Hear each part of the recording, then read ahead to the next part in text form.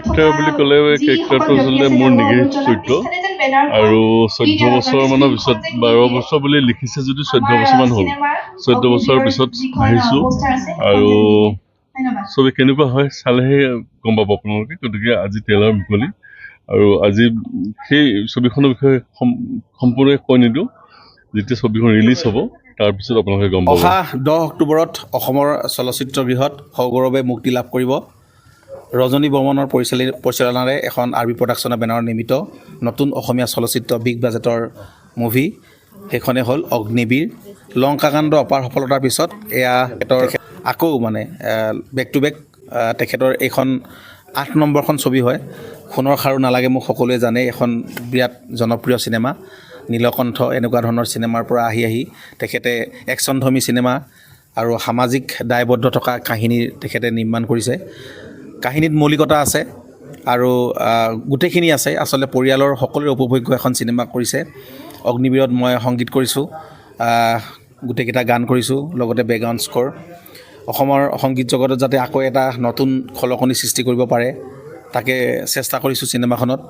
Item song আছে আৰু জুবিনদাৰ গীত আছে, নীল আকাশ পাপৰিৰ গীত আছে, নতুন প্ৰজন্মৰ কণ্ঠশিল্পীৰ গীত আছে আৰু সকলোখিনি যে বৰ্তমান সময়ত যেনেকুৱা ধৰণৰ সংগীত চলি আছে তেনেকুৱা ধৰণৰ সংগীতেই যদি বলিউডে কৰিব পাৰে, যদি চাউথে কৰিব পাৰে আমি কিয় নোৱাৰোঁ। আৰু মই সদায় নিজক চেলেঞ্জিং হিচাপে সেইটো লওঁ যে তেওঁলোকতকৈ আমি কোনো গুণে পিছপৰা নহয়, যদিও আমাৰ সকলো দিশৰ পৰা আমি মানে পিছপৰা বুলি আমি অনুভৱ কৰোঁ বা আমাৰ তেনেকুৱা ধৰণৰ আমি টকা খৰচ কৰিব নোৱাৰোঁ, ব্যয় কৰিব নোৱাৰোঁ বা তেনেকুৱা ব্যয়বহুল আমাৰ কাৰিকৰী কৌশল নাই, কিন্তু তথাপিতো আমাৰ যিখিনি আছে সেইখিনিৰে আমি ভাল কাম এটা কৰিবলৈ চেষ্টা কৰোঁ তেওঁলোকৰ লগত টক্কৰ দিবৰ কাৰণে।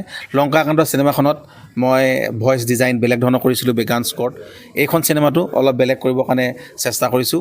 আপোনালোকে দেখিছেই যে ট্ৰেইলাৰটোত অলপ বেলেগ হৈছে, সচৰাচৰ চলি থকা চিনেমাবিলাকতকৈ অলপ বেলেগ কৰিছোঁ মিউজিক ট্ৰিটমেণ্টটো আৰু আগলৈও চিনেমাখনৰ গোটেইখিনি কাম ভাল হ'ব আৰু অসমবাসী ৰাইজক ধন্যবাদ জ্ঞাপন কৰিছোঁ। ইতিমধ্যেই বিজুলী মাৰিলে বুকুত যিটো গীত ইতিমধ্যেই জনপ্ৰিয় হৈছে, ৰাইজে আদৰি লৈছে।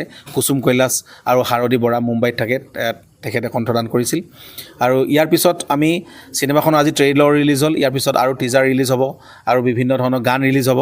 লাহে লাহে বেক টু বেক অসমৰ ৰাইজে পাই থাকিব। 10 অক্টোবৰলৈকে চিনেমাখন সকলোখিনি আহি থাকিব আৰু 10 অক্টোবৰত অসমীয়া চিনেমা বিশেষ নাই, হিন্দীও ভাল চিনেমা নাই।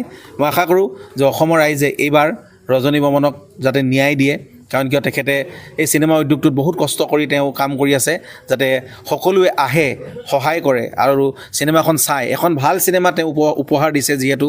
আৰু সকলোখিনি আছে, দেখিলে একশ্যনছ আপোনালোকে দেখিছে, হেলিকপ্টাৰ ইউজ কৰা হৈছে আৰু গোটেইখিনি আছে এই চিনেমাখনত। ইয়াৰ পিছতো অসমৰ ৰাইজে মই বোধ কৰোঁ আহিব আৰু আমাৰ উৎসাহিত কৰিব। ৰজনী বৰ্মন ডাঙৰীয়াৰ লগতে গোটেই শিল্পী কলা কৌশলী প্ৰায় 40 গৰাকী অসমৰ তাৰকা এইখন চিনেমাত আছে, নবীন প্ৰবীণ সকলো।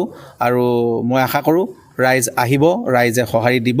আচলতে সম্পূৰ্ণ এটা ব্যতিক্ৰমী চৰিত্ৰ আৰু সেইটো কাৰণে বহুখিনি প্ৰথম কথা যে সেই চৰিত্ৰটো কৰাৰ মোৰ কিমান যোগ্য নাজানো, কিন্তু কৰিব পৰাৰ মোৰ সৌভাগ্য এটা হৈছে আৰু সেইটো কাৰণে চেষ্টাও কৰিছিলোঁ। বাকীখিনি দৰ্শকে গম পাব আৰু আশা কৰিছোঁ মানে বাকী ছবিসমূহ, অসমীয়া ছবিসমূহ যিদৰে দৰ্শকে আঁকোৱালি লৈছে আমাৰ অগ্নিবীৰকো আঁকোৱালি লওক। আৰু আৰবি প্ৰডাকশ্যন বা প্ৰযোজনা বুলি ক'বলৈ গ'লে যেতিয়া প্ৰযোজকে এখন ছবি এখন প্ৰযোজনা কৰে বহুত ৰিস্ক লৈ পেলাই কৰে অসমীয়া ছবিত, কিন্তু এতিয়া বৰ্তমান যিখিনি ছবি চলি আছে, যিখিনি আমি হৈ আছে, সকলোৱে এটা ভাল ৰিজাল্ট এটা দিছে আৰু দৰ্শক সেইকাৰণে আগুৱাই আহিছে। আগতে এজনে চালে এতিয়া 10জন আহিছে, গতিকে সেই যিটো যাত্ৰা সেই যাত্ৰাটো অব্যাহত থাকক আৰু এইখিনি ক্ষেত্ৰত আপোনালোকৰো মানে যথেষ্ট ভূমিকা আছে, কাৰণ এই আপোনালোক নাথাকিলে হয়তো সেই অসমৰ ৰাইজে গম নাপায়। গতিকে আশা কৰিছোঁ আৰু সকলোৱে যদি আশীৰ্বাদ কৰে নিশ্চয় ভাল হ'ব।